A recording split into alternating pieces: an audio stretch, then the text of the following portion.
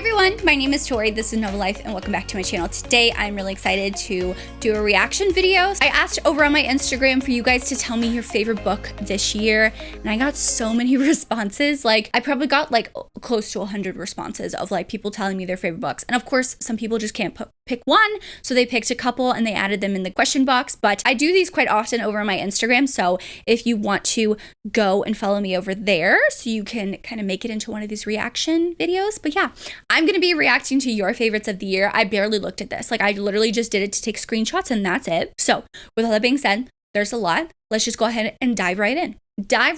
Because I'm excited. Now, some of these I read, some of these I haven't read. So it's going to be interesting to see what I think about these. So someone said Maestro by Auden Dar. I've heard this one go around. Now, I wanted to pick this up, but one, the audiobook's 20 hours long or like something like that. And the physical book is like 600 something pages. And I don't know if I can commit to that right now based on like just, I don't know, just like on the synopsis. Cause like it seems interesting, but it's not like, oh my God, I need to pick that up right now. Like, I don't know if it's because I'm not in the mood for it, but I'm glad you enjoyed it. Like, I'm very glad that you enjoyed it. And it's one of your favorites because for it to be that long, it has to pay off. So we'll just say I'm glad that you enjoyed it and it's paid off. Someone said The 7-Year Slip, which that one is one of my favorites of the year as well. I really enjoyed this one. I was emotionally attached to the characters. I was emotionally attached to the book. Just overall, this was such a good read. And if you read The Dead Romantics, you need to read this one because I like this one more than The Dead Romantics. So Ashley Poston is becoming one of those authors that like if she releases a book, I will read it. 100% I will read it. The next one someone put is Forget Me Not by Julie Soto. Loved this one. This one actually took me by surprise because I don't like past to present, but the way that she wrote the past to present was so just like not genius or unique, but it was so strategic in the way to tell the story. The past was only from his point of view and the present was only from her point of view. And I think that made the story absolutely beautiful. I don't know. I just fell in love with it. I listened to the audiobook and I thought it was fantastic. Someone said The Devil in the Deep Blue Sea or Bass Ackwards. I had never heard of the Bass Ackwards one, but The Devil in the Deep Blue Sea, are you talking about? I think it's Elizabeth O'Rourke's one. I've heard a lot of people love that, so not surprised there. I do love Elizabeth O'Rourke. Someone said Hamartia, by Scarlett Drake. I hope I'm pronouncing that right. It's an K-pop star / rockstar romance, so I love K-pop. I listen to K-pop a lot. Not so recently, but like I was a huge fan in college. Like I met BTS in person. Like I seen EXO. Like I was a big K-pop girl, but I love reading about that. We don't really get too many romances like that. It's usually more YA stuff, but this person said it's spicy and it's good. Like it's good. So I'm interested. That's going to go on my radar. Someone said The Words by Ashley Jade. Yes, that one is one of my favorites by Ashley Jade. I read this last year. Very emotional, very heartbreaking. Not surprised it's your favorite because, oh my God, it's a lot. Okay, someone said The Crown of Oaths and Curses by Jay Bree. I've been hearing a lot of things about. So I asked for like a fantasy reading vlog, which one I should read, this one or like the Stephanie Garber series. And everyone voted the Stephanie Garber, but it was like 60-40, 55-45. Like it was very close. So I definitely want to read both. I don't know if I'll get to The Crown of Oaths and Crowns now this year, but it's definitely on my radar. I'm willing to give this a try. Someone said Keeping 13. I mean, like, honestly, are we surprised? Because like Keeping 13, I mean, I've talked about Chloe Walsh so many times. So like to see Keeping 13, Binding 13, Saving 6, or Redeeming 6 on this list, all of those are going to be on my top romances of the year because all 4 of those books were absolutely amazing. The first 2, Binding and Keeping 13, follow one couple, and then the second 2, Saving and Redeeming 6, follows another couple, and they're both just extremely heartbreaking and absolutely amazing. Absolutely amazing. Someone said Manacled. I mean, I did read Manacled this year too. It took me, I think that was the first time a book has ever actually put me into a reading slump, but it actually put me into like a 2-month slump. We're not, like anything I was reading didn't give me the same like feelings that Manacled did. You know what I mean? Like I was still reading things and I could read things, but it wasn't like, oh my God, absolutely amazing like this was. So glad this one's on there. This one's on there like a lot. Someone said Darling Venom, which I think this is Parker S. Huntington. And I read this one, I think last year, and it wasn't my favorite, but I'm glad you liked it. I do like Parker S. Huntington's writing, so I'm glad you enjoyed it. Someone said Pack Darling Duet, The Bonds That Tie. I've heard Bonds That Tie. That's not my favorite at DNF this series. Okay, so there's a couple Catherine Cowles on here, which makes me very excited. I'm a Catherine Cowles stan. I love her as a person, and I love her writing. Hidden Waters, which was my favorite until I read Shattered Sea, and two people put Shattered Sea on here. Shattered Sea is my favorite. It has amazing chronic pain rep. So if you're looking for a romance that has chronic pain rep, this one is amazing. It's absolutely just spot on perfection. Someone said Forever Your Rogue, which I have seen people talk about. Crystal from Crystal's Bookish Life talked about this one. So it's one that I definitely want to get to. I haven't really been reading that many historicals. So yeah. Well, it's on my historical TBR whenever I'm in the mood for historicals, if that makes sense. Someone said Hollow Heathens by Nicole Fiorna. I liked this one. I read it last year. It's a great atmospheric fall read. What the River Knows by Isabel Ibanza. It's a YA, but so worth it. I do like YA, but I have to be once again in the mood for it. So I haven't been in the mood since I read like Foxglove and stuff like that. So whenever the mood strikes, I will get to that one. Someone said The Rest of the Story by Tal Bauer. I read Gravity this year by Tal Bauer, and I was obsessed with their writing. I cannot wait to see how I react to the rest of the books that they've written, because they're definitely on my TBR. Someone said Dad Can't Know by Eva Marx. I mean, just by that title, I'm intrigued. I'm immediately intrigued, okay? Someone said Yours Truly by Abby Jimenez. This is also on my favorites of the year. The anxiety rep in this book was so spot on that I was like, this is just absolute perfection. Everyone needs to read this if they want like an accurate representation of what anxiety is on a day-to-day basis. Like if you don't know, everyone needs to read this book because it was amazing. Someone said Dead Man Walking by Gianna Darling.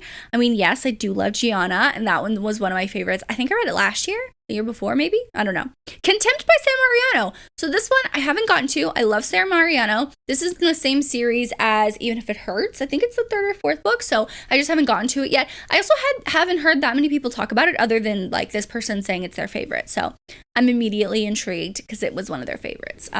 Six Scorched Roses by Carissa Broadbent. So I do love Carissa Broadbent. This is a novella that you could technically read out of order, but I mean, you get the most of it if you read it in order, but I did like this novella. It was very cute. Someone said Magnolia Parks series, which they do have a lot of Magnolia Parks on here. And yes, I'm a Magnolia Parks stan. Magnolia Parks, Daisy Hates, Long Way Home, The Great Undoing. I cannot wait for the 5th book to come out next year. Jessa Hastings has a book coming out in December called Never. It's a Peter Pan retelling, so I'm immediately intrigued by that one to see what she does because it's something different than what she's been writing. So I'm very, very intrigued by that one.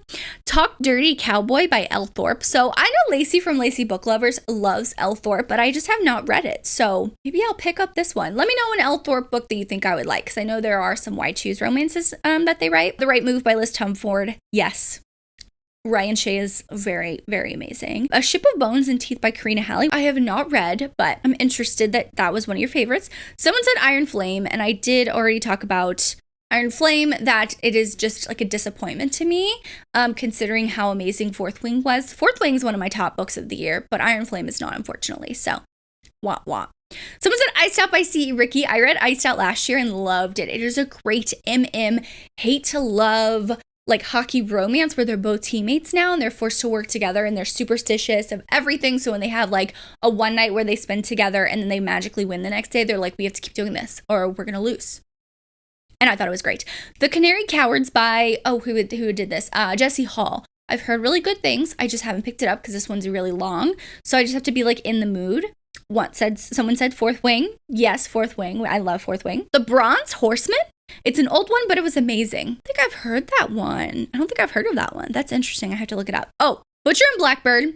Yes, that was a 5-star read for me. Absolutely fucking loved that book. Loved it. Butcher and Blackbird is one of like the most unique books that I've read because they're both like vigilante serial killers where they go around killing like other bad people. And I don't know, it just like took me by surprise. It has this like funny aspect, like a rom-com, but like dark humor. And I don't know, it just really worked for me. Honestly, it just really worked for me and I absolutely loved it. Like, I don't know how else to say that, but I just absolutely loved it. I just absolutely loved it, so I'm glad to see it on this list. Someone said Right Man, Right Time by Megan Quinn. This was also one of my favorites of this year. I absolutely loved it. I thought it was hilarious. I thought it was sexy. I thought it was emotional and gripping, and I just really loved it. Pucking Around by Emily Rath. This is Why Choose. Not my favorite. I won't be reading this just because I know Why Choose is not my favorite, but I'm glad that people loved it. Say You Swear by Megan Brandy. This one got picked up, but I don't know if I've read this one. I don't think I have. But I also don't know the premise. So maybe I will pick it up now that it got picked up by Bloom. Who knows? Someone said Losers by Holly LaRue. I do know I have to read The Dare first, and I have not read The Dare, but I have read Her Soul to Keep by Holly LaRue, and I really liked that one. So, Under Lock by Marietta Zapata. So this one is a motorcycle one, and then I did like this one. Someone said Luna and the Lie. That's the one I have not read by Marietta Zapata, but I have read a lot of her other books, so I'm glad you liked both of those. Someone said Tris 6 Venom by Penn Douglas. I actually tried to read this, and I DNF'd it this year, just because I wasn't in the mood for a super, super dark bully romance, so that wasn't really like, you know, my favorite. Someone also said Bully by Penn Douglas. Bully is one of those series, that series I have not read by them, but I want to read it. Maybe I'll do a read along next year. Would you guys be interested in that? Let me know, because it did get picked up. Someone said Caught Up by Liz Tom Ford. Yes, Caught Up is one of my favorites of this year. It is one of my absolute favorite single dad romances, like single parent romances of all time. It was absolutely fucking amazing, and I was crying my eyes out the last 20%. Someone said Out on a Limb. I did read Out on a Limb this year, and unfortunately I didn't like it too much. I think I gave it like 3.5 stars. I just felt like it was like, okay, it was a solid romance, it was solid writing, it was great. It just didn't like emotionally grip me, so I was just like, it's okay. It was okay. In a Jam by Kate Canterbury. I've heard that a lot of people love this book by Kate Canterbury, and I just haven't read it. I've just been putting it off for some reason, because I'm like, well, all these people like it. Does that mean I'm going to like it? I don't know. Someone said Happy Place by Emily Henry. I gave Happy Place 4.5 stars. So seeing it on like Amazon's best books of the year, Barnes & Noble and Goodreads, it doesn't surprise me, because I actually think it was worth the hype completely. Ooh, someone said Reckless by Elsie Silver. I did love Reckless. Now, Hopeless I did not like too much, but Reckless is another one of those books where it's a single parent or like accidental pregnancy type book that I actually really loved. I gave it 5 stars. I was blown away by that one. I just thought it was just amazing the way that she wrote it. Someone said Why We Broke by Marley Valentine. I have heard a lot of people talk about Marley Valentine and how absolutely emotional their books are. So I'm definitely interested in that one. Someone said Salt in the Wound, and that's Sierra Simone's prequel to Salt Kiss. I really liked it. It wasn't my favorite. Salt Kiss I recently just read, and it was okay. I could see the potential, but I just felt like if I was going back to back with the books, maybe I'd feel different, but I just felt like it was like a good start. Do you know what I mean? So it's not like my favorite of the year. Someone said Take Me With You. I think that's by Nina G. Jones. That's on my list. I just know it's super dark, and I haven't been like diving into super dark romances. I've been more like mafia dark romances lately, so that's definitely on my TBR though. And then Hawk by Jessie Hall, which I've heard a lot of people liked Hawk. It wasn't my favorite. I didn't like the whole other person type thing. The cheating part wasn't my favorite. So yeah, someone said The Puck Seeker by GM Knight. I did read this one and I absolutely loved it. I really, really enjoyed this one.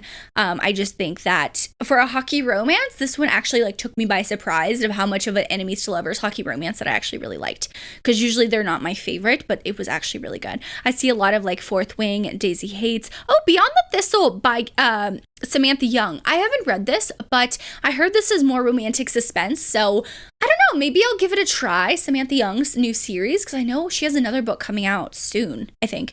Someone said Shadows of You by Catherine Cowles. This is one of my favorites of the year. I don't know what it was when I read this book, but when I picked it up, I was like, I need tabs and highlighters, and I never tab and highlight on the first read through, but something just like gripped me and was like, I need to tab and highlight this as I read.